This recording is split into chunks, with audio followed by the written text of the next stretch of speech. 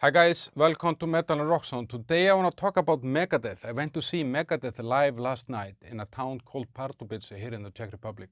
They're on a world tour now called Cross the World, I think. And in this video I want to talk about the set list, the show, lights, atmosphere, fan engagement, band performance, including Dave's singing, the elephant in the room, and yeah, pros and cons of this concert and my rating, and tell you if I think you should go and see Megadeth. I think they're gonna do the US when they finish in Europe. And then, yeah, a question came to my head in the car on the way home. I had a long drive home, so I was thinking a little bit about something that I want to bring up at the end of this.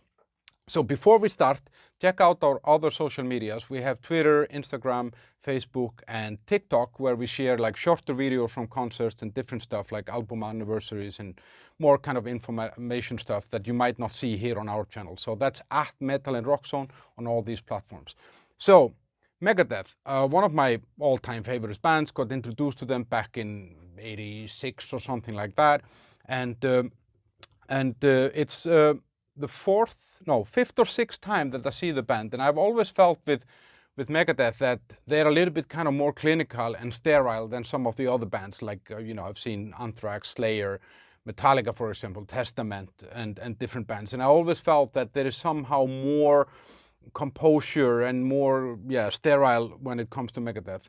So but I'm into that, I like that, and it's a different type of kind of thrash speed metal than the other guys are doing. So the show was in a town called Pardubice in a arena that takes about, I think, 10 to 15,000 people, and it was one of those things that when I come there, there's no one outside, and I'm thinking, oh, it's not sold out, but then everyone is inside, and so it was almost full, and people in Pardubice, they actually show up early, and just one shout out to Pardubice, the people that are super nice, everyone is super nice, 90,000 people city, so much nicer than here in Prague, where everyone is stressed and arrogant and aggressive and stuff like that. People of Pardubice, thumbs up. So yeah, there was an opening act called Frozen Poppyhead, which is a local band, and I was a little bit like skeptic about that because I knew that Megadeth were only going to play 15 songs. So I felt like, okay, give us then at least like a known opening band. I mean, no disrespect to Frozen Poppyhead, they did it good. I saw 5 songs with them. They were fine, nothing wrong with it, but I would have felt better value if I would have seen a bigger band opening for Megadeth. And on the set list, I was skeptic beforehand. I checked the set list, I knew what they were going to be playing, and I was missing a lot of the kind of new album songs. They came out with a new album last year, The Sick, The Dying, and The Dead. You can actually check out my album review here. Great album. So I was kind of looking forward to this tour when they announced it, that I would be seeing at least 3-4 songs from the new album, which would be kind of the usual thing, but it wasn't. And it's a short set, 15 songs. And on the other hand, it's a very diverse set. It's from 11 albums out of 16, which is quite interesting. A lot of bands don't do that, So you kind of got a good insight into the catalog of Megadeth. The opening song was Hangar 18, and I was a little bit shocked when it opened because the singing was awful on that song. But it's often like this with the first song on a concert that, they don't have the mixer, doesn't have it right, and it kind of takes them a few minutes to kind of adjust and get everything right in the live environment with a full house of people. And but I'll talk more about that later with the singing. Now, it actually turned out to be a better set list than I thought, and as I said, it was more diverse, and I was a little bit concerned, but yeah, it turned out to be better, but I'm still missing some of the new songs, or more of the new songs, let's say. The only new song that they played was We'll Be Back. We have actually a video of that here on the channel. Great song. It was the first single, I think, off the album, but I would have liked to see the title song, for example, and 1 or 2 more songs would have been great. The show was great. They had like 1 big screen in the middle and 2 smaller screens kind of lower, and they played different themes on those screens according to which song they were playing or from which album, and that was super cool. And the fan engagement was not like great. They spoke between 2 songs, no, 1 song. Dave spoke and talked about how their new album had been the best selling ever of their albums in the Czech Republic, which the crowd of course loved. But I think they would have wanted more. And there was kind of two kind of sing-alongs where, you know, the band kind of made it in a way that the crowd could sing along.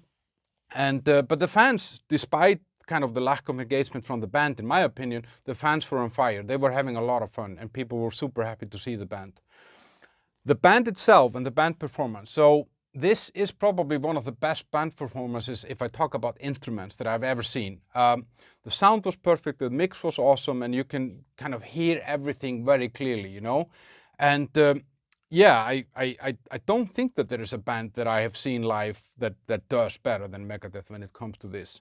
On the individual members, Kiko Loreno, he's probably the best guitar player that Megadeth has had apart from Dave Mustain himself, and he really obviously enjoys being on the stage, and you know, he adds a lot to kind of, he's very kind of energetic on the stage, and that gives a lot to this band, because often I felt that was missing a little bit from Megadeth.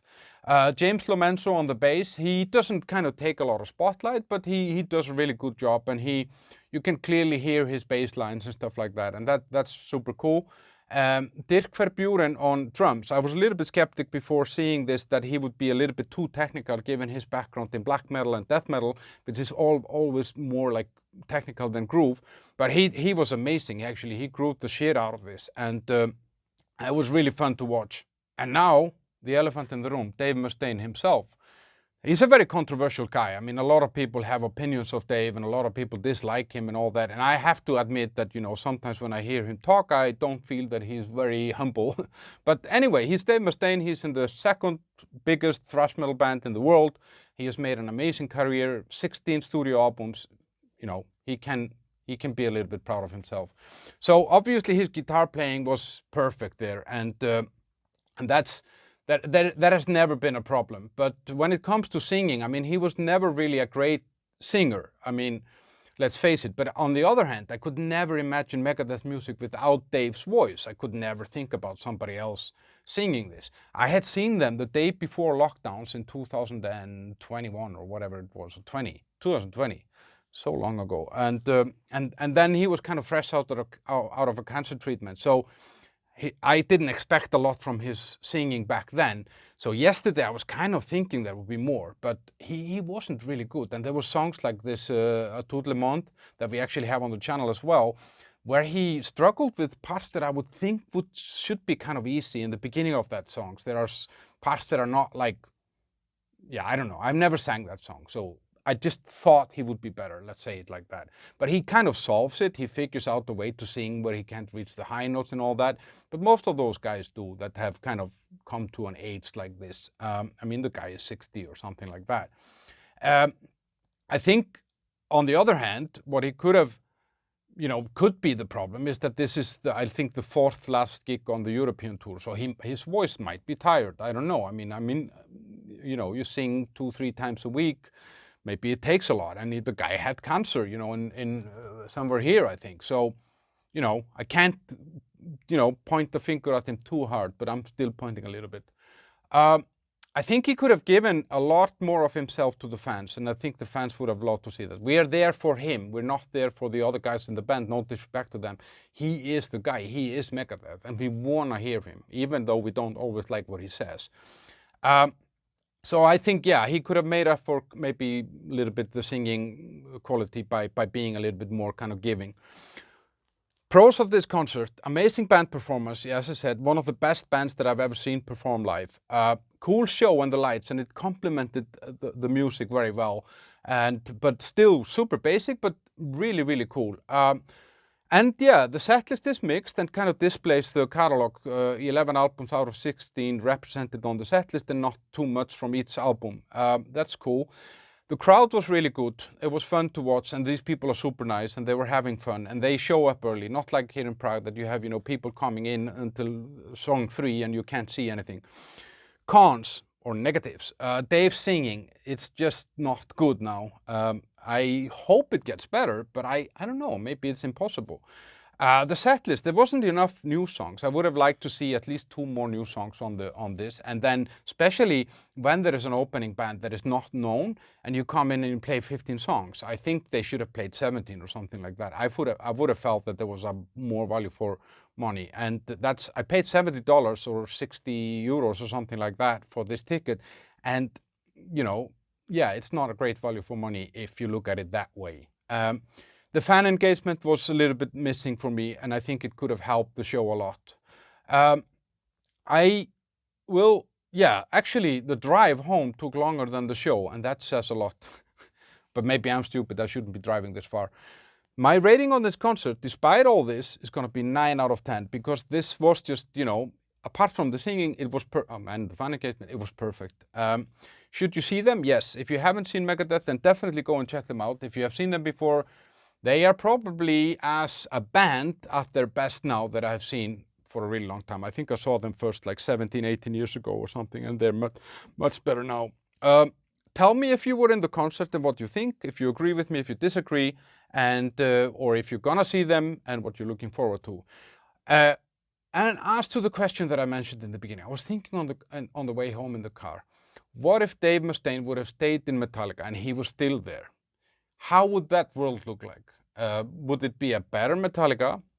Or would we be sad that we didn't have another great thrash metal band called Megadeth? I don't know. Tell me what you think. How would Metallica look like today with Dave Mustain? On our channel, you can find concert reviews, you can find album reviews, you can find videos from concerts. There are occasional interviews and stuff like that. So feel free to subscribe, share, like, and comment, and tell me what you think. Have a great day. Bye-bye.